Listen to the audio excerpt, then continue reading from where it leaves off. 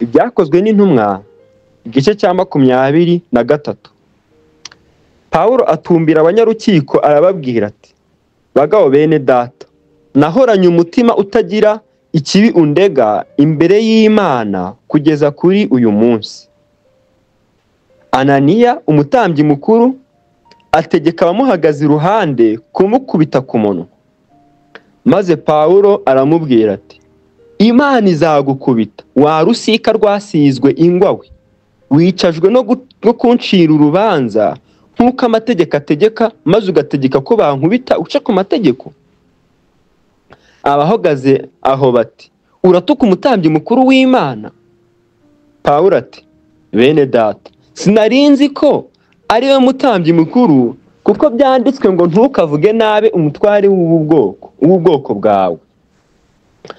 Maze Pawulo amenye yuko igice kimwe cyabo ari icy'abasadukayo, ikindi akaba ari icy'abafarisayo, avuga cyane mu rukiko ati, bagabo bene data, ndi umufarisayo, ndi umwana w'abafarisayo, ibyanzanye muri izi manza ni ibyo niringira kuzabona, ari byo kuzuka kw'abapfuye.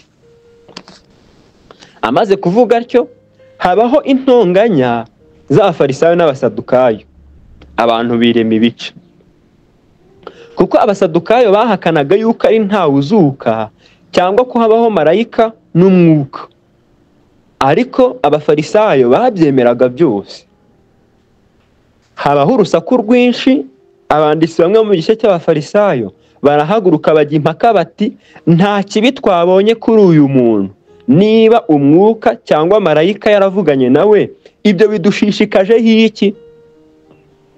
Habaho intonganya nyinshi.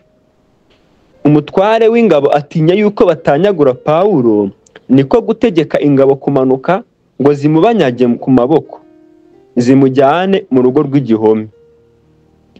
Mu ijoro ry'uwo munsi, umwami Yesu amuhagarara iruhande aramubwira ati, humura, uko wampamirije Yerusalemu, niko ukwiriye kumpamiriza n'i Roma.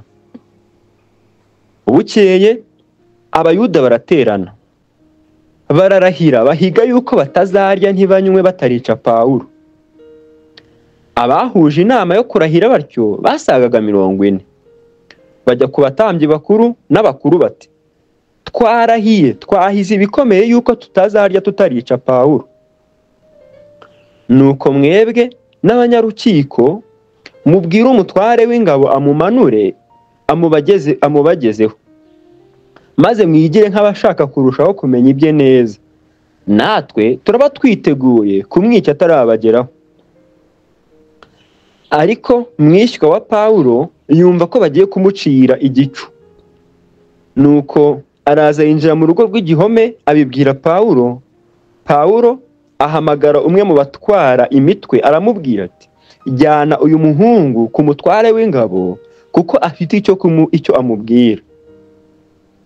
Nawe aramujyana amushyira umutware w'ingabo ati, imbohe Pawulo yampamagaye, aranyinginga ngo nkuzanire uyu muhungu, kuko afite icyo ashaka kukubwira. Umutware w'ingabo amufata ukuboko aramwihererana aramubaza ati, icyo ushaka kumbwira ni iki? Aramusubiza ati, Abayuda bahuje inama yo kukwinginga ngo ejo uzamanure Pawulo umujyane mu rukiko, nabo bigire nk'abashaka kumubaza ibye ngo barusheho kubimenya neza. Ariko ntubumvire, kuko abantu babo basaga 40 bamwubikiye, barahiye bahize yuko batazarya ntibanywe bataramwica. Kandi none biteguye bategereje isezerano ryawe. Umutware w'ingabo asezerera uwo muhungu, maze amaze kumwihanangiriza ati, ntugire uwo ubwira yuko umburiye ibyo. Nuko ahamagara abatwara imitwe 2 arababwira ati, mwitegure abasirikari 200 bo kujya i Kayisariya, n'abagendera ku mafarashi 70, n'abafite amacumu 200 bagende nijoro isaha 3. Kandi bashake inyamaswa ziheka kugira ngo bazitwareho Pawulo, bamushyikirize Feliki umutegeka mukuru ari muzima. yandika urwandiko ati: nyakubahwa Feliki mutegeka mukuru, ngewe Kilawudiya Lusiya ndagutashya cyane, ndakumenyesha yuko uyu muntu yari amaze gufatwa n'abayuda bari bagiye kumwica, nkubukana n'ingabo turamukiza, menye ko ari Umuroma. Nuko nshatse kumenya icyo bamurega icyo ari cyo, mujyana mu rukiko rwabo.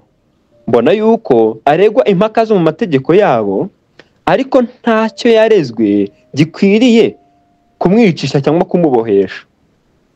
Bukeye mburiwe yuko benda kumwubikira mu koherereza uwo mwanya, kandi ntegeka abarezi be ko bamuregera imbere yawe, nuko murabeho.